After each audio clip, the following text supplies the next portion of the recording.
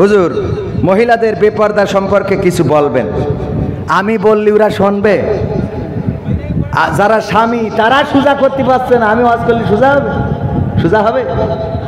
মহিলাদের পর্দা করার আগে পুরুষের পর্দার দরকার আছে না নাই?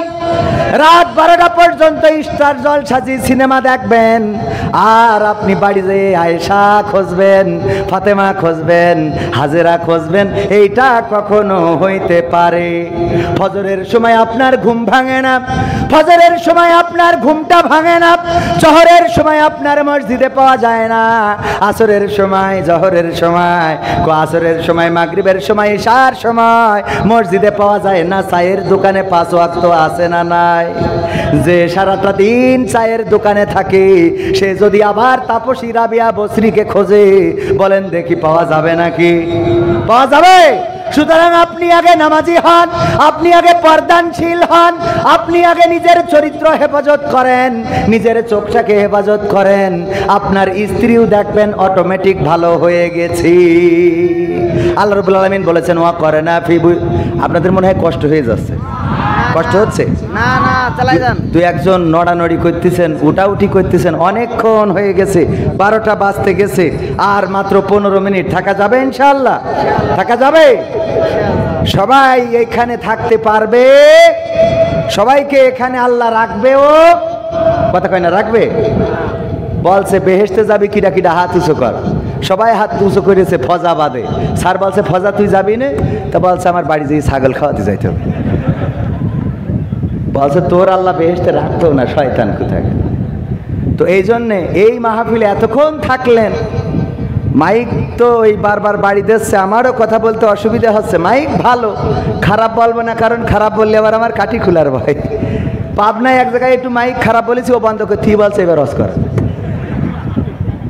এই জন্য ওই দিন তো চিন্তা করেছি আর কোনো খারাপই বলবো না, যা সব ভালো।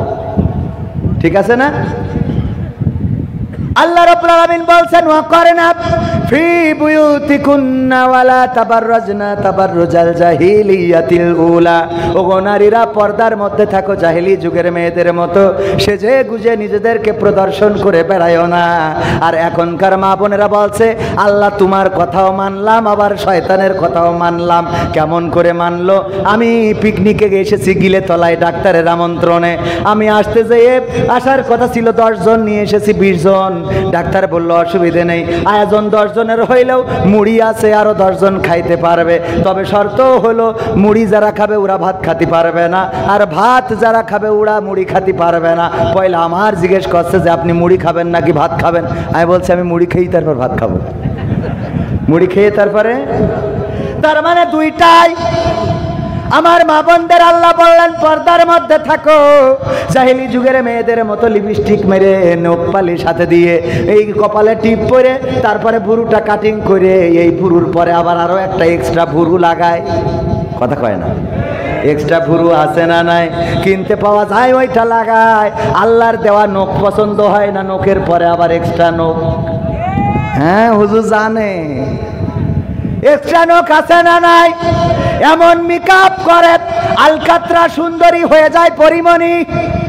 ওরে বাবা, এখনকার যুবকরা চালাক আছে, আগে ওই দেখে পাগল হয়ে যেত, আর পাগল হয়ে যাওয়ার পরে ওই দেখে প্রেম করে বিয়ে করে যখন বাড়িতে নিয়ে যেত, যাওয়ার পরে এইবার 1 গোসলের পরে মেকআপ ধুয়ে গেল রে, সকালবেলায় বলে আব্বা আইডা চলবে না রে।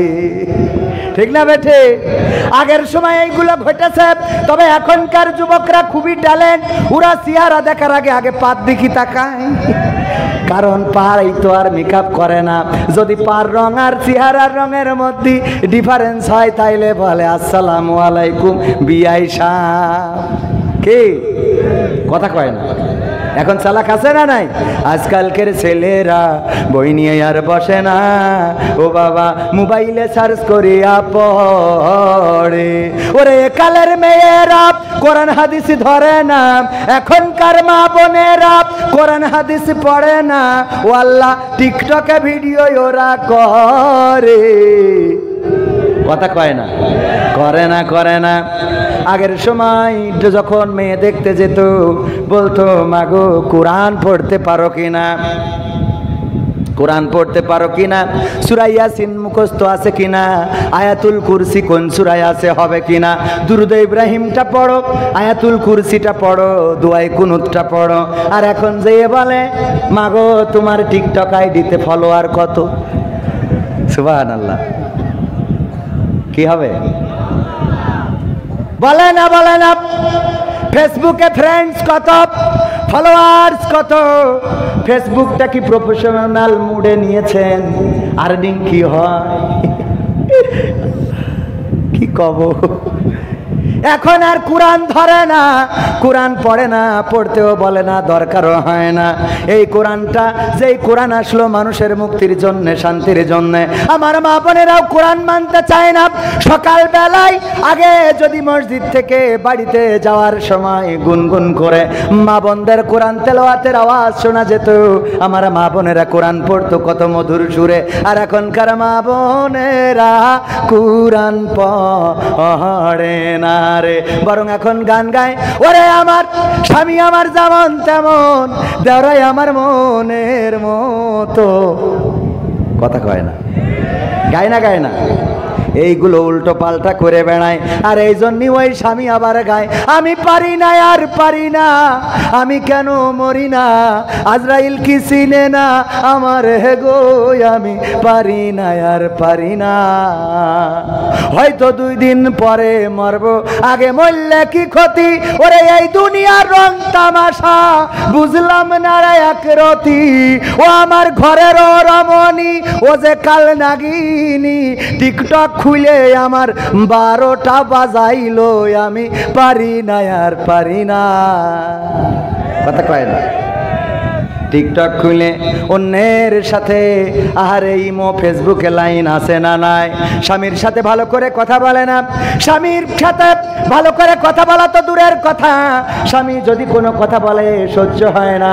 আল্লাহর নবী সাল্লাল্লাহু আলাইহি সাল্লাম মেরাজ থেকে আসলেন, এসে বললেন, ওগো নারীরা বেশি বেশি সাদাকা করো, বেশি বেশি দান করো।